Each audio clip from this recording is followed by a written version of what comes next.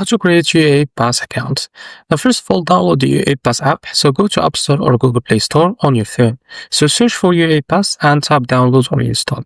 After that, open the app and tap create account. Once the app is installed, open it. Tap create account to start your registration. Now after that, enter your Emirates ID and mobile number. So type your Emirates ID number and mobile number exactly as registered with your telecom provider. Now you will receive a one-time password by SMS. Enter it to verify your number. Now add your email address and create a password. So enter your email address and create a strong password for your account. So use letters, numbers, and symbols for better security.